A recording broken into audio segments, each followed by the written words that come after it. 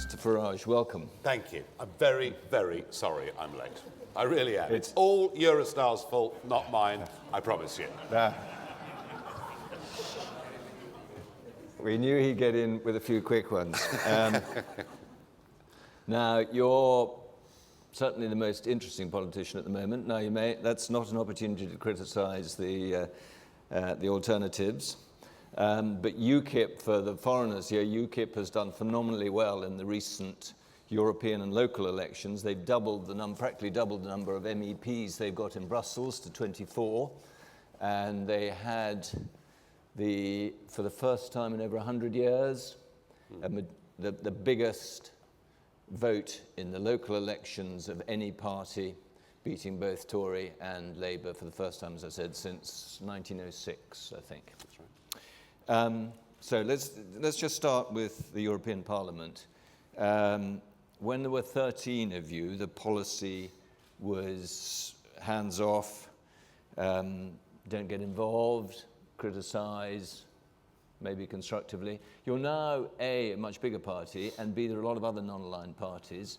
Does it make sense to continue that approach? Well, I mean, we had a mixed approach in the last Parliament. Some of our MEPs got heavily involved in the legislative process.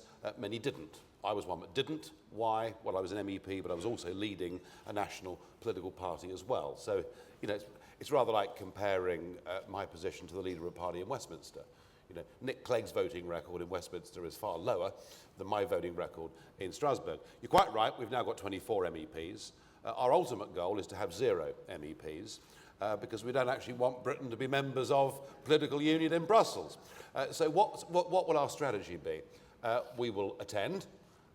Yeah, we've got people joining committees. We've got a former hedge fund lawyer who is going to join the Econ Committee. And the idea is we will take financial market legislation as it comes through very seriously indeed. We will do the best we can to make things a little bit less worse.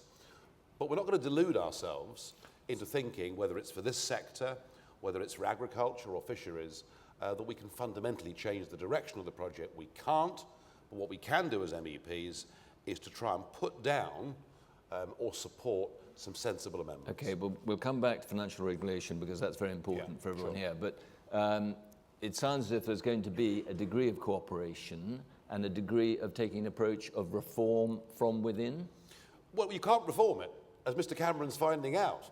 You know, I mean, he can't even veto the new Commission president. To fundamentally reform the European Union means you have to change the treaties. It's as simple as that, because that's the big picture stuff. It's all laid out in the Lisbon Treaty, and the idea at the moment that there would be treaty change in any area is frankly moonshine. Okay, but you can materially improve by reform from within, and that seems to be a policy you don't want to... You can make things slightly less worse.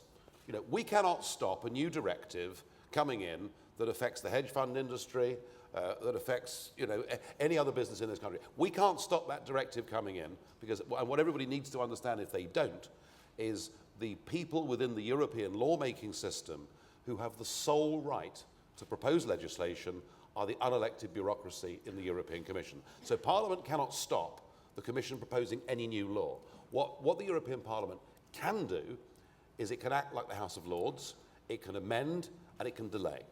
Is there a danger if you don't get deeply involved, if there's a degree of non-cooperation, there's a lurch to the left? It's the EPP that suffered most in the recent there's no such thing as left and right in Europe. I mean, frankly, when the leaders of the Socialist group or the leader of the EPP group gets up to give a speech, I mean, you frankly can't put a stick between them. I mean, there is really very, very little difference indeed. And when it comes to this industry, and again, I think people need to understand, there is a genuine belief in the European Parliament, held by a majority of MEPs, that the reason we've had the crisis and the problem in the Eurozone, the reason that the bond yields in Germany are different to the bond yields in Greece is because of all you evil speculators. It's because of you. We'll come back to that as well. Nothing to do with fundamentals, it's you bad people. And I remember Martin Schulz, who is the president now of the European Parliament, once saying that the Anglo-Saxon markets of New York and London are the cause of all of our problems, and bloody great standing ovation, you know. So that's the path this lot are on, I promise you. Well, we're going to come back to banker bashing in a minute, but why not cooperate with the other non-aligned parties, and what do you think they stand for that you don't stand for? Well, we're going to, but I mean, look, what you've got in there, I mean, I was first sent there, elected there in 1999. And Eurosceptics were a very, very rare breed indeed in those days within the Parliament. We now have, it depends how you measure it, but between 25 and 30% of the MEPs in this Parliament are Eurosceptic. But they come from a hugely broad range of backgrounds. You know, you've got everything from Syriza in Greece, who are saying, look, we want to tear up the bailout terms, we will not go along with any form of fiscal compact, to Jobbik, on the right, who wear paramilitary uniforms. So you've got literally every political shade of opinion reflected now amongst the Eurosceptics there, and it is very difficult to get all those different people together inside one group. What will be interesting... You'll work with them selectively? Well, what we'll do is, I think on big issues, we'll vote the same way. I mean, let's put it like this. If there did come, and there probably will do, given the Eurozone crisis, if there comes a fundamental piece of legislation proposing to centralise yet further the ability at the centre to decide national budgets and perhaps tax rates as well, then I think you will see up to 30% of the Parliament voting against that legislation. So it is going to be a different European Parliament. It is going to be more Eurosceptical. It is going to be harder for the Commission to get some of this big picture stuff through. It is also going to be a Parliament and a set of European institutions that the world's going to look at. You know, before Brussels was considered to be a little backwater, the sense that I get, and perhaps it's the same in the business community, is that suddenly the Americans, the Chinese are genuinely interested. Does it suit your book if Jean-Claude Juncker gets re-elected? Oh, yeah. Yeah. Oh, goodness me. I mean, I'm almost at the Lenin school now. The story was that they went to Lenin when he was in exile and they said, my goodness me, look at what the Tsar's doing. He's building yet more palaces. He's bought more jewellery for the Tsarina. And Lenin used to say, worse is better. And perhaps with Brussels, I think worse is better. I mean, look, the whole thing's a nonsense. Cameron has completely misjudged this. You know, I picked up the day after the... But he's benefiting. I mean, he's got more support in the polls because he's seen to be fighting. Well, until he loses. Well, even if he loses, he's seen to be fighting. But the Brits love losers who fight. Well, I think it looks absolutely ludicrous that he has said that he will fight this to the bitter end. He is going to lose. And his problem is, even if in the short term the opinion polls by 2 to 1 say that it's better that he has this fight than not, until he loses, the problem is this. The last opinion poll I saw that asked, does Cameron stand a significant chance of renegotiating major concessions for Britain? The last opinion poll I saw on that a month ago, 72% said no. After Juncker, it'll be over 80%. Well, and if it came to a vote, re-Juncker, would you vote for him? I'm going to get the chance to vote for Juncker. And you will? He will be before me on July the 15th. I really don't think I could actually vote for him. No, that would be rather difficult. No, I will vote against him, but in terms of, as I say, in terms of the argument that we hear from the Tories, the argument that we will hear from Labour as the next election approaches, that we can renegotiate Britain's relationship, it ain't going to happen. You mentioned Lenin. I read a clipping saying you rather admired Putin's performance, I mean, not his policies, but his performance. This is classic of modern politics, isn't it? You know, suddenly I'm Putin's best mate, you know, because all I'd said was that I said I didn't like him, I wouldn't want to live in his country, I thought the number of journalists that had gone missing over the last 10 years was disturbing, to say the least, but I felt over Syria, he made the West actually rethink and probably stopped us getting involved in yet another war. The Ukip policy we all know about is Britain's exit. Yep. I'm sure there are some others. You're not very...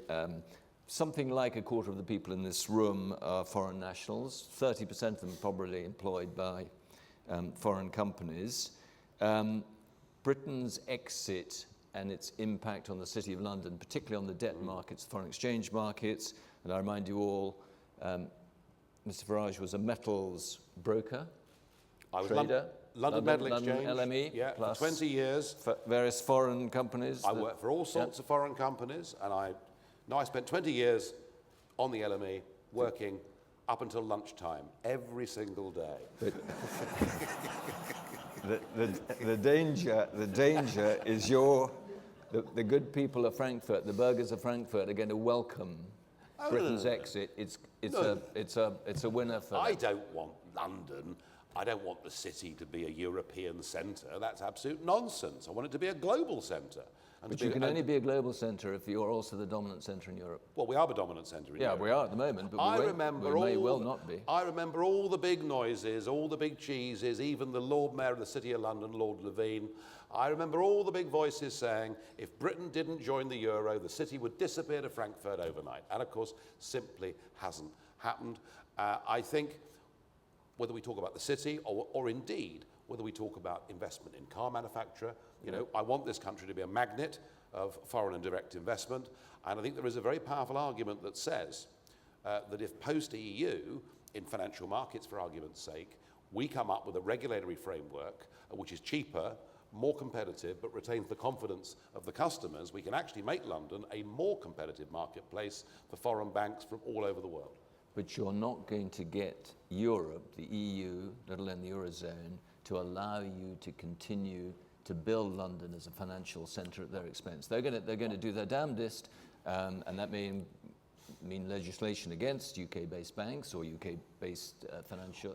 They've got to be a bit more careful than we have. I think there's one.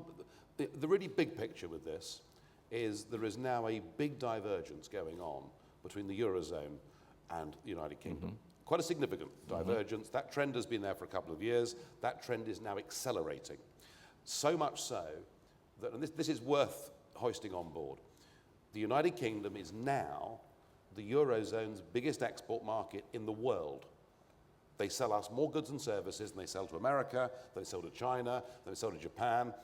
And that deficit is actually growing over the course of the last few years. So the argument that they'd be beastly to us on one particular area of business, I take the view that Lord Digby Jones, the former CBI boss, takes. And Digby says, look, you've got to understand that whatever British fears there are of reprisals, there is a whole German car industry that'll damn well make sure that actually we get a sensible free trade deal negotiated and as quickly as possible. A lot of people would argue that we're far less important to the EU than they are to us. We are the Eurozone. 50% of our trade goes to the EU. No, 38. Not the Eurozone, 50 to the EU. No, 38%. That figure is wildly out of date. Okay. And again, it's interesting. Every single year that goes by, it declines. It declines. Yeah, but that's because it goes down 1% emerging markets are growing faster than major markets. And doesn't that prove my argument? The rest of the world is growing. The EU is diminishing. It's got a currency which, frankly, is going to give it a decade of economic misery, in my opinion.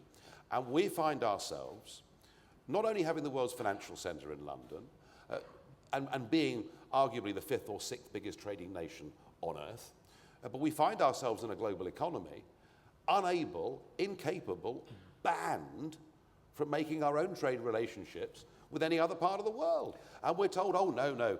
Nick Clegg, I did those debates with Nick Clegg back in late March, early April, to which I'm eternally grateful to Nick, because without that we wouldn't have topped the polls, And I did those debates with Nick.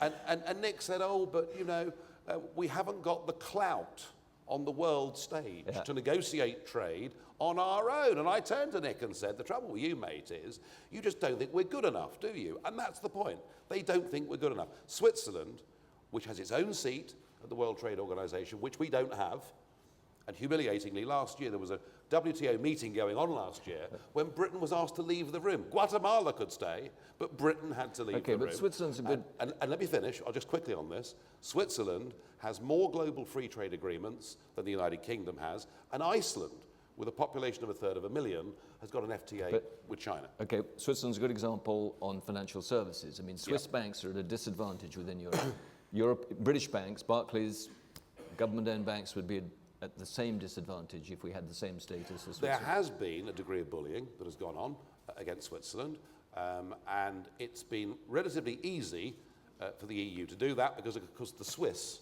sell a lot more product into the European market than they import from the European market. They are net exporters of goods and services they're allowed to the EU. We are in a completely reverse position from that. They are becoming more and more dependent upon the British economy, upon the British marketplace, and in a world of global trade and in a world of very big companies, the idea, actually, even the very concept that you need to be in a political union to do business with each other is hopelessly outdated, and this is the only part of the world in which anybody would advance that argument. So prior to British exit, assuming that happens, you will negotiate as forcibly as you can on behalf of the city, on behalf of capital markets in London?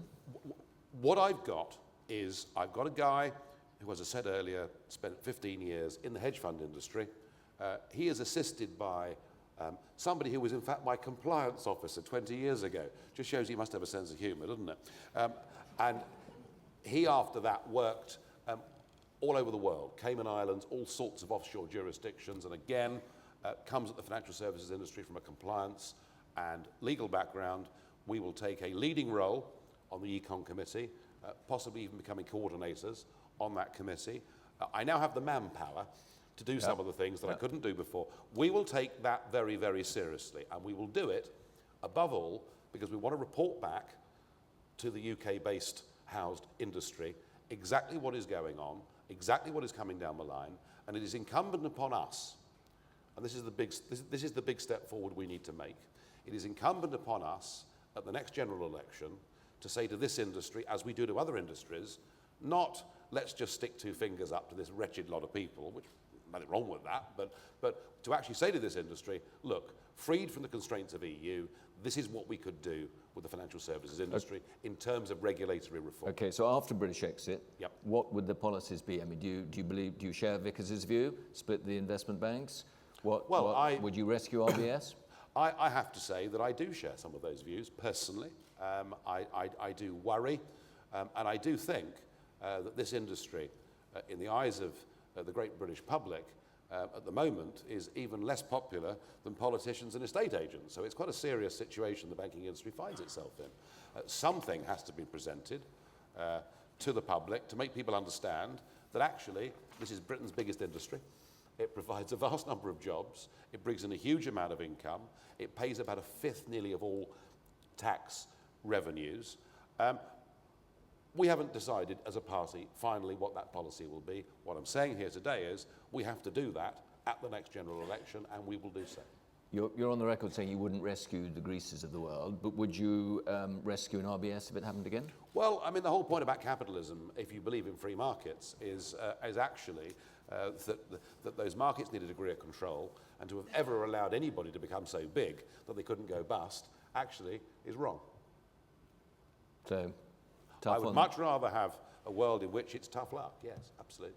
Could be pretty fundamental effect on the British economy if the big banks went bust. Well, perhaps live with that. I think it's rather sad that the big banks were allowed to get quite as big as they did. Yes, but that's where you start from. Well, if we break the banks up again into investment functions and clearing functions, we may solve that problem. Britain's status after we leave EU in terms of a trading nation, what are you going to do? Join another trading bloc, be a Turkey, be a Switzerland? What? There are some very clear choices. What would you like to see? There are some very clear choices. The Norwegians, who sell over 75% of their goods to the EU, were so scared that they joined the European Economic Area. They joined the European Economic Area, which leaves them subject to quite a lot of single market legislation. Not quite as much as some would say, and they recently have just vetoed the Postal Services Directive. So they do have the ability to put their foot down. That's the model that the Norwegians have chosen, the model that the Swiss have chosen, which has been a... But the question is, what model would you choose? Hang on, I'm going to get there. The model that the Swiss have chosen is 16 sectoral bilateral free trade agreements. Not all the chapters completed, as you said yourself, with the banks, but most of it completed. There are other countries around the world, like Mexico, that have their deal. I take the view that we want an enhanced Swiss-type model. We want a bespoke British deal with the European Union, but perhaps more, and I think that's easy to get because of our absolute dominance to them in terms of their income. But I think more excitingly, what we need to be thinking about is what we do globally. And it's very interesting to see the Prime Minister, Vince Cable, going off on trade missions all over the world with this great big entourage, including the Prime Minister's hairdresser. But anyway, that's another story. And they go off all around the world, to India and China, saying they're on trade missions. And what the Indians want is they want them to put on the table a trade deal. And we're banned from doing it because we have to have a Dutch bureaucrat whose name no one in this room knows, who negotiates it on our behalf. I'm arguing that actually, outside of this union, we can get a much more sensible regulatory framework in this country, and we will actually have the ability to be a proper global trading nation. And you mentioned FDI. A lot of FDI comes in here, a lot of it from Europe, a lot of it from the rest of the world, because we have the free trade area, at least with the EU. Yeah, you're risking that. Well, Ernst & Young did a lot of work on this, a very, very big study that Ernst & Young did in North America and the Far East, which are the two biggest sources of FDI. Well, Europe, I think, is the biggest. Europe's important, but Europe, actually, I suggest outside the EU, the amount of FDI from Europe would almost certainly go up because it would be a cheaper place, regulatory-wise, to do business. What was interesting with the Ernst & Young thing was both in North America and in the Far East, 2/3 of the respondents in both those time zones said that actually, post-EU, a more competitive United Kingdom might attract even more investment. A lot of people think, we heard this morning on the radio, I don't know if you heard it, but a lot of people think a lot of jobs would be at stake, a lot of FDI would disappear. Bless them, isn't it lovely? These sort of pathetic, weaselly Lib Dems, people like Heseltine, the treacherous Mandelson, these people would tell you that unless we're governed by Herman Van Rompuy and a bunch of old men in Brussels, that we'll all lose our jobs. Frankly, as I say, nowhere else in the world does anyone make the argument that you need to be in political union to do business. It is nonsense. Let's just mention immigration. Yeah. You've said a lot about that. A lot of people here are immigrants, very qualified immigrants, but nevertheless, what are you going to do about what we've currently foreign workers? What we've currently got is an immigration policy that has an open door to 485 million people, any one of whom can come, and we're making it increasingly tough for skilled people from India or doctors from New Zealand to come to our country. The government is so scared of the pressure we put on them over immigration numbers that they're clamping down on skilled people from the rest of the world in favour of unskilled people from Southern and Eastern Europe. And I think we need to, two things really. Firstly, we need to differentiate between people coming to work and people coming to settle, and I think a proper sensible work permit scheme is something you can adjust and be flexible with. A point scheme, so more qualified people are more likely to get in. But for people coming to settle, I would end the discrimination against the non-EU world, and I'd like us to operate an immigration policy pretty much along the lines of the Australians, where they control not just the quantity of who comes into Australia, they control the quality of who comes into Australia. Their rules are strict. You've got to be, some exemptions, but you've got to be under 45. You've got to have a skill or trade of some kind that will come to better society. And they're perfectly clear. They don't want people with life-threatening illnesses. The Australians are perfectly clear. They don't want criminals, which is funny when you think about it, given their history. And that strikes me. I am not anti-immigration. That would be moronic. But can we actually go on with the current annual inflow, and it's over 500,000. Last year's official figure, 526,000 people settled in this country. And whilst many of them would have been good skilled people, a lot of them were wholly unnecessary and have given us a massive oversupply in the unskilled labour market in this country, actually with some quite serious social consequences. Do you think there's a danger you'll get reverse discrimination? You'll get Spain, France, Italy not allowing geriatric Brits to go and settle there and use their public services? Hang on, let's just work this out. Would Spain, who moronically joined the euro and are going bankrupt, say we don't want wealthy British pensioners coming here to spend their money? They're not all wealthy. I think some of them are not very wealthy. Well, some of them are not very wealthy. Some of them are trying to get back here. But overall, there's no question that retiring Brits in Spain and Western France are spending a great deal of money in the local economy. Monday, you announced a couple of other broader policies, including referenda, and you made the point yourself that to get 2.5 million people to sign a petition is pretty difficult. Very difficult. I think that I mean, the Swiss have a form of direct democracy that is a very active form of direct democracy, and they don't quite have a referendum every Sunday, but they do have quite a lot of referendums over the course of each year. I don't want us to do that, but I feel there's a fundamental disconnect has emerged, not just in this country, but in much of the West. A fundamental disconnect between a political class who have begun to resemble each other more and more as the years have gone by, and public opinion on some very big and very great issues. And I want us to we have the backstop mechanism, you could argue, of a general election every 5 years, but I want us to have the ability whereby we can call a national referendum on a serious issue if we really feel that the political class is not listening to the will of the people. And my suggestion was that it would need 5% of the electorate to sign a validated petition, 2.3 million signatures. To actually get the number of people to sign 2.3 million signatures would need a huge amount of organisation, a lot of validation. We would not finish up with frivolous referendum, but we would finish up with a referendum if there was a real disconnect. Wouldn't we end up with referenda on things like hunting, where the great majority of people don't care very much, but they don't like it because there's nice furry foxes? I don't think the pro-hunting side or the anti-hunting side, passionate though they both are, would actually muster. But it's a tiny minority of them. Yes, okay. I mean, that's the point I'm making. Yeah. You know, equally, the other thing I proposed on Monday, and not the first time I've said it, but I think I was the first person in British politics on national TV to say we ought to have a mechanism of recall. And this came after the expenses scandal. There ought to be a way that constituents in a particular seat can recall their member of parliament and force a by-election. The Americans have it. You know, California, we've seen it. Governors being recalled. And it's really interesting. One of those classic things. Ukip puts a new idea out there. Initially, they say we're all crackers. Then they realise the public like it. Then they all say they agree.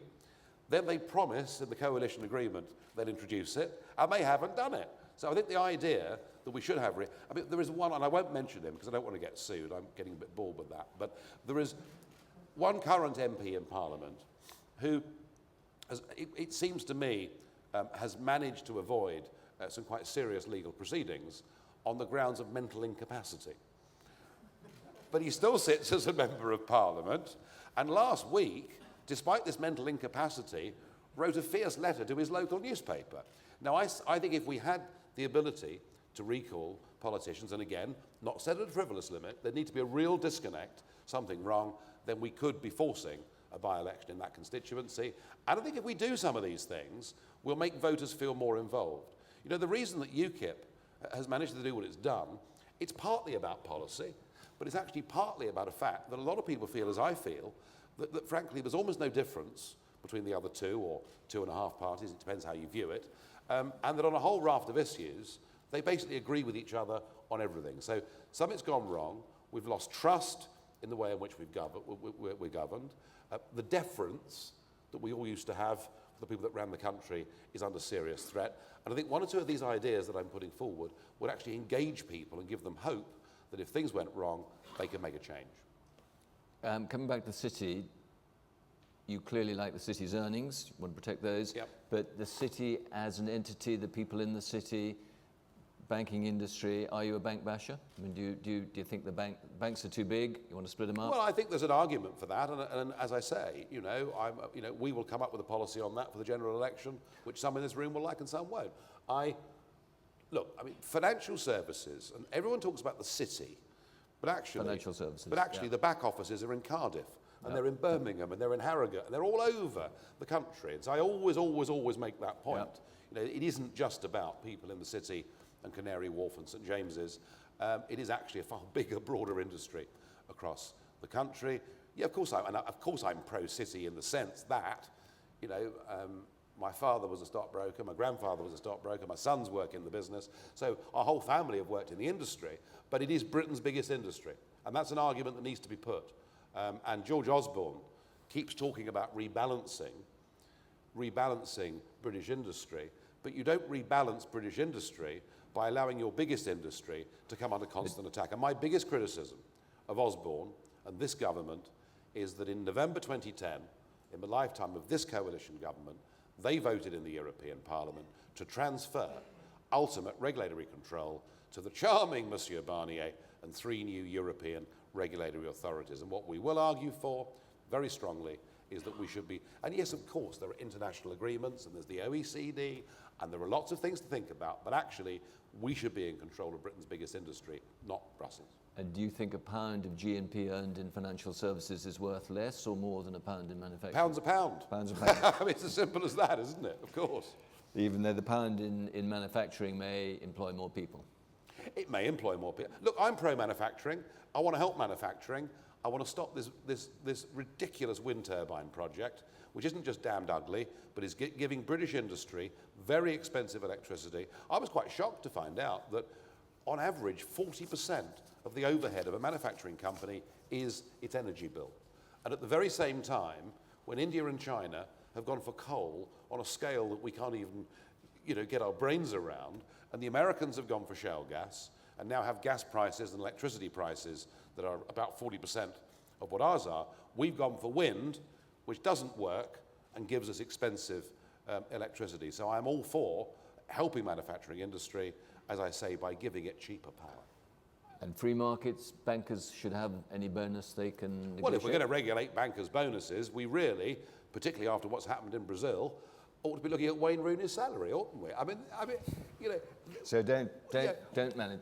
We're heading down a very dangerous road. Very dangerous road indeed. And foreign policy, don't interfere? I mean, if you were in charge now, hands off Syria, hands off Iraq? There are times when, I'm not a pacifist, for goodness sake, far from it. There are times when you should intervene. In 1982, we should have intervened. In 1991, we should have intervened. The trouble was, we got ourselves involved in Bosnia and Kosovo, in what were military missions, but actually with a humanitarian aim. It was seen to be a success. Blair thereafter thought he could walk on water. He carried the rest of the political class with him, and we've been on a mission ever since then to bomb as many countries as we possibly can, including Libya, which we've made significantly worse, and Iraq, I said this 10 years ago on Question Time. Given what we've done, there will not be a single-state solution to Iraq. There will be a 2 or 3 state solution to Iraq after years of civil war. And I think, frankly, we've intervened too much. I'm delighted we haven't got involved in Syria. And it's amazing, isn't it? But what Haig wanted to do was to arm the very people that have now invaded Iraq and are causing all this chaos. We're not thought out. We're not thought through. Government should intervene militarily only when it really needs to. Last question. Your appeal, or certainly part of your appeal, is that you're anti-establishment. When you become, as you are becoming, part of the establishment. Oh, I'm not respectable now, am I? Well, you are. I mean, look, do you lose that? And the importance of that is in previous general elections, the Ukip vote has deteriorated very sharply because suddenly people they don't have a free vote, they're worried. Does your vote disappear because you become an establishment party? Well, I mean, we're anti-establishment. We're anti this. We are anti the growth of this career political class. We're anti as we see it, our birthright being given away and our laws being made somewhere else. And we've done well in European elections. We've done well in by-elections, well in local elections, poorly in the past in general elections. What we've got to do is this. We've got to pursue a targeting strategy for the general election next year, just as the Lib Dems did. I nearly called them Lib Dims, didn't I? Sorry, Lib Dems did under Ashdown in the 90s. And we've got to target the seats where we've already achieved success in local government elections, and we have councillors.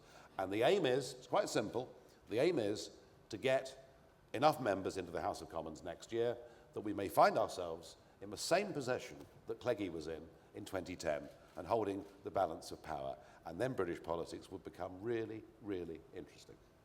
On that note, thank you very much indeed. Thank you very much. Thank you very much. Thank you. Sorry.